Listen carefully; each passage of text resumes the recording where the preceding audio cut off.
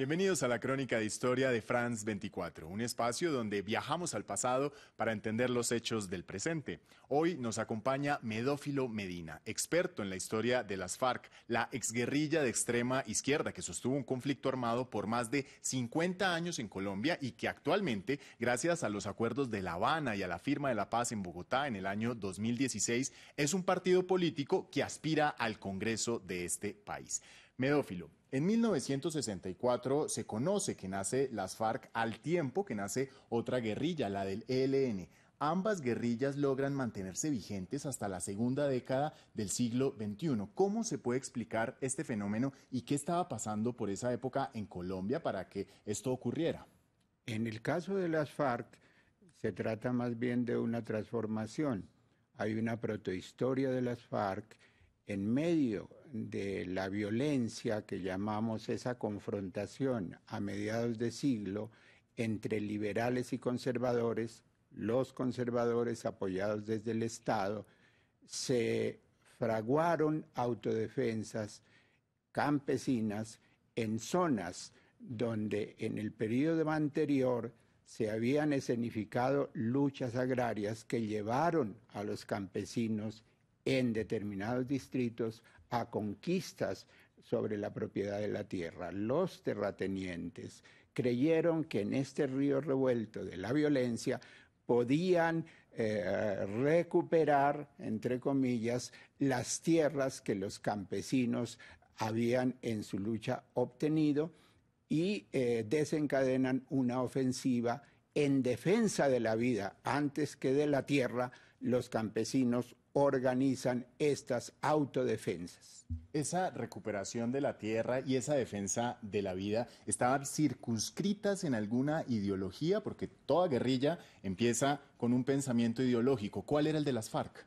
En esas zonas, bajo la orientación del Partido Comunista, del gaitanismo liberal de Gaitán, habían iluminado las luchas por la tierra, por el descenso de los cánones de arrendamiento, etc. Entonces yo diría, las FARC desde el comienzo van a inscribirse en un horizonte doctrinario socialista, dado que tienen un entendimiento con el Partido Comunista, pero específicamente las FARC son protagonistas de un agrarismo avanzado y de un discurso de soberanía nacional. Durante 15 años después de la creación de las FARC, este grupo se mantiene marginal, poco combativo, casi silencioso. ¿Qué ocurre en la década de los 80, Medófilo, para que las FARC agranden su influencia en el país?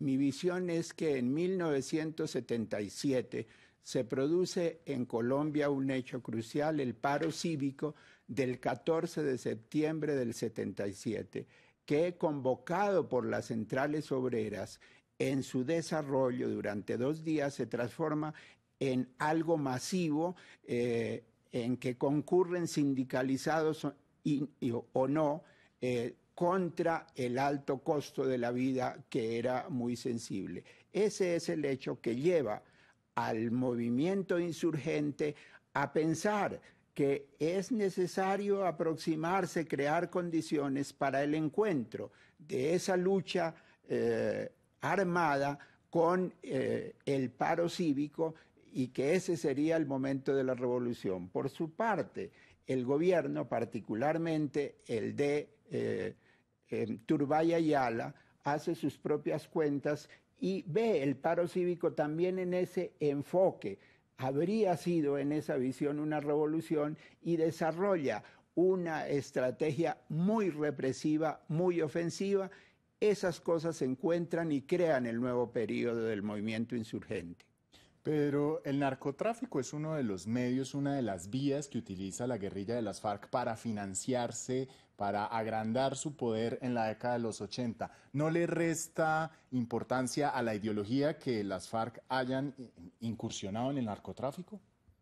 El drama de la guerrilla colombiana es que, por responder al reto militar, pues no hay comunidades campesinas con una densidad que financieramente puedan mantenerlas, entonces buscan recursos, primero por el secuestro y luego mediante el llamado gramaje, es decir, mediante tributación a las economías subterráneas. Y eso naturalmente va comprometiendo, pues en la práctica, si no en la visión, en la práctica los principios. Durante la década de los 90 se recuerda en el país que hubo un recrudecimiento del conflicto. Entra un nuevo actor que son las Autodefensas Unidas de Colombia, un grupo paramilitar de extrema derecha que le hace frente a las FARC y que agrava la condición del conflicto porque pone a la población civil en el medio. ¿Cómo se vivió esta época en Colombia y cuál fue la respuesta de las FARC? En verdad, las autodefensas paramilitares tienen su origen en los 80, en el Magdalena Medio, en una alianza que compromete a terratenientes, ganaderos y sectores del Ejército Nacional en las brigadas. Eso se va a expandir y lo que tú señalas es esa etapa de las autodefensas dirigidas por los hermanos Castaño. En los 90, las FARC van a desarrollar un recrudecimiento de su acción. Entre 1996, la toma militar de la base de las Delicias y la toma de Mitú a finales de 1998, hay una serie de acciones que implican derrotas para el Ejército Nacional y que seguramente van a incrementar las expectativas de triunfo militar de la insurgencia. Y posteriormente llega la presidencia de Álvaro Uribe Vélez, ya esto es a comienzos del siglo XXI, año 2002, en la cual el presidente promete hacerle frente y eliminar por completo a las FARC. ¿Qué tanto se disminuye, qué tanto se fractura la estructura política y militar de las FARC en esta época? Bueno, yo matizo eso de presentar a Uribe Vélez como el demiurgo de la política contrainsurgente exitosa. La transformación de las Fuerzas Armadas comenzó incluso desde las postrimerías del gobierno de Samper en los años 90 y la reforma y reingeniería militar bajo Pastrana.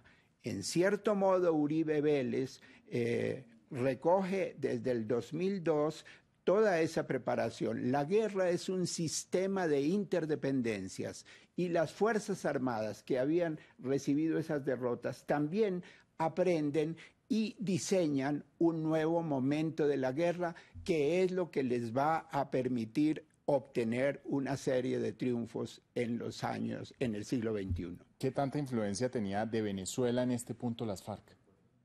Venezuela no influyó sobre las FARC. Es posible que como zona, como los países que tienen fronteras con Colombia, pues fueran utilizados por las FARC. Pero por el contrario, de parte de los gobiernos venezolanos había un esfuerzo por contener a las FARC. Cuando sube Chávez, si alguna intervención hay de Venezuela, es la del pedido de Chávez y la recomendación a Marulanda. Marulanda dijo en un discurso que recuerdo, donde quiera que estés, es el momento de negociar. Como al mismo tiempo Fidel Castro escribe todo un libro sustentando la idea de que les convenía y les correspondía a las FARC negociar. Bueno, y ya en lo que es la segunda década del siglo XXI llega la presidencia de Juan Manuel Santos y las FARC se sientan a hablar con el gobierno, empiezan los acuerdos de La Habana, Oslo también y finalmente la firma de la paz en Bogotá. ¿Por qué las FARC accedió a conversar, a dialogar, a firmar la paz? Creo que lo dijo en algún momento el comandante Catatumbo, diciendo, no nos pueden derrotar absolutamente, pero es que esa no es la apuesta. La apuesta era la conquista del poder. En estas condiciones vieron las FARC que esa posibilidad se diluía, en parte por los golpes recibidos, en parte por una nueva manera de operar de las Fuerzas Armadas, inteligencia, aviación, fuerza naval, etc.